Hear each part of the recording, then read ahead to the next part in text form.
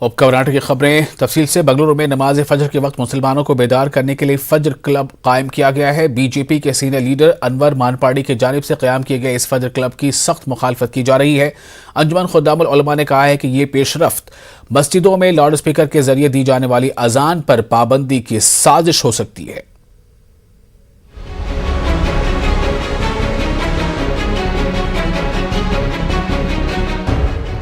بنگلورو میں فجر کلب کا قیام متنازع بن گیا ہے۔ آر ایس ایس کے قریبی رہے بی جے پی کے سینئر لیڈر انور مانپاڑی نے فجر کلب تشکیل دیا ہے۔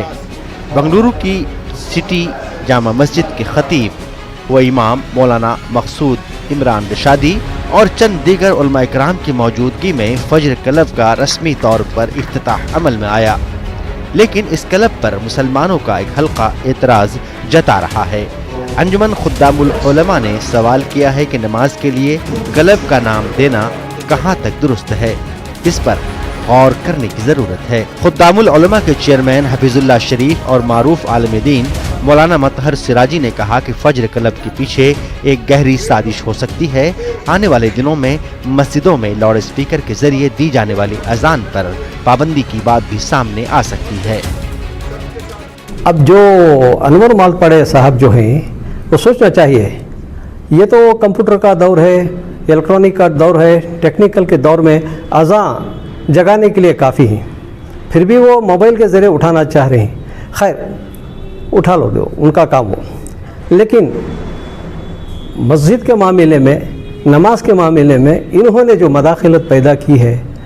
فجر کلب کیا ہے؟ کلب کے معنی انٹرٹینمنٹ کیا ہے؟ نماز انٹرٹینمنٹ ہے؟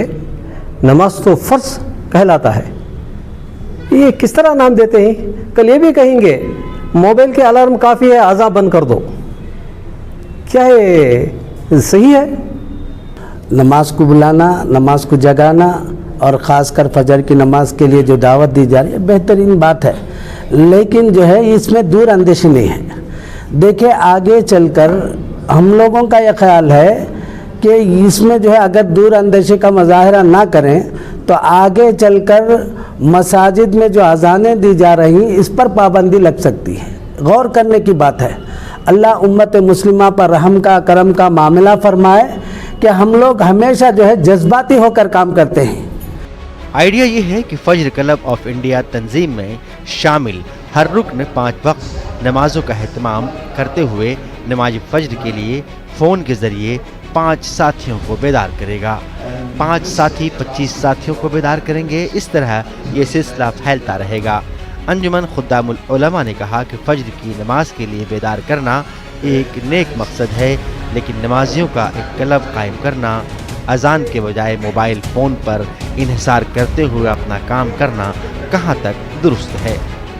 نیوز 18 اردو کے لیے بنگلورو سے رؤوف احمد ہلور کی رپورٹ۔ اردو ہندی آپس میں بہنیں ہیں، دونوں زبانوں کے ذریعے ملک میں اتحاد و اتفاق کی فضا قائم ہے۔ بنگلورو میں ڈرامہ فیسٹیول ناٹک نامے کے اختتام پر مہمان مقررین نے ان خیالات کا اظہار کیا۔ معروف ڈرامہ نگار ظفر محی الدین کی سرپرستی میں شہر کے الائنس فرانسے میں ہندی اور اردو کے ڈرامے اسٹیج کیے گئے۔ زیادہ تر 20 سے 30 سال تک کے فنکاروں نے ان ڈراموں میں حصہ لیا۔ سکل جانی ہے اور رات نامی ڈرامے کو پہلا مقام حاصل ہوا ہے۔ اس فیسٹیول میں ظفر محی الدین ذکر غالب ڈرامہ پیش کیا۔ ظفر محی الدین نے کہا کہ ہندی کا لفظ ناٹک اور اردو کا لفظ نامہ دونوں کو ملا کر ناٹک نامہ فیسٹیول ترتیب دیا گیا ہے۔ پہلی مرتبہ منعقد یہ فیسٹیول کامیاب تصور کیا جا رہا ہے۔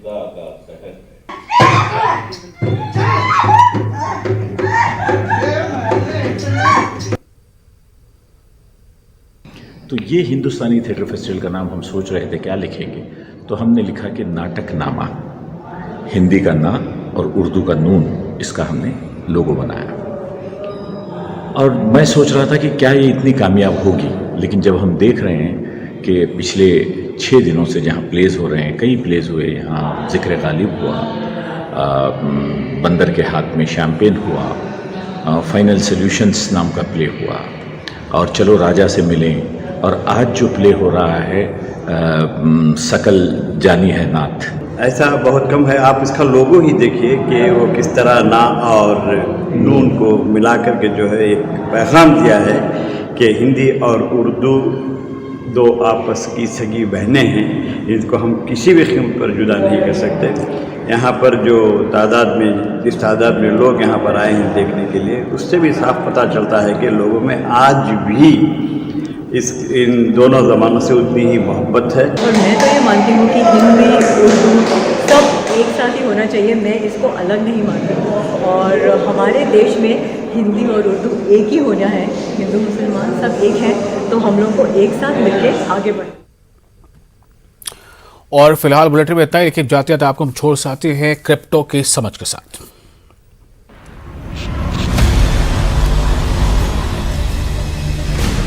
Z and news 18 network present crypto की समझ। हेलो, मैं हूं आपके साथ रंजना रावत और आप देख रहे हैं क्रिप्टो की समझ। और आइए आज समझते हैं कि क्रिप्टो डाइवर्सिफिकेशन क्या होता है। तेजी से डेवलप हो रही है क्रिप्टो करेंसी। मार्केट में हजारों कॉइन्स अवेलेबल हैं, लेकिन केवल टॉप 20 कॉइन्स को ही सबसे वैल्यूएबल माना जाता है। इसलिए इन्वेस्टमेंट पोर्टफोलियो को डाइवर्सिफाई करना जरूरी है, ताकि आप कैपिटल को प्रोटेक्ट करें और ज्यादा लॉस होने की संभावना को कम कर सके। एक बैलेंस्ड पोर्टफोलियो बनाने के लिए अब तक स्टॉक, बॉन्ड, कमोडिटीज जैसे स्पेसिफिक इन्वेस्टमेंट प्रोडक्ट में निवेश होता है, जिसमें आपकी जरूरत होती है।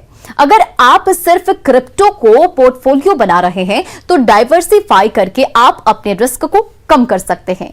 एक अच्छी बैलेंस्ड पोर्टफोलियो के लिए 4 तरह की क्रिप्टो करेंसी कंसीडर आप कर सकते हैं। पहला, वो क्रिप्टो करेंसी जिसने क्रिप्टो स्पेस को पॉसिबल बनाया है। दूसरा, सबसे पॉपुलर क्रिप्टो करेंसी आप यूज कर सकते हैं।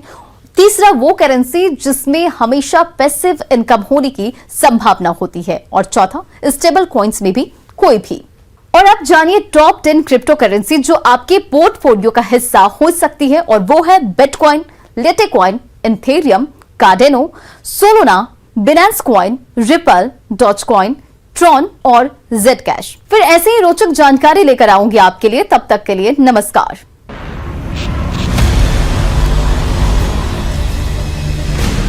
Z and news 18 network present crypto की समझ।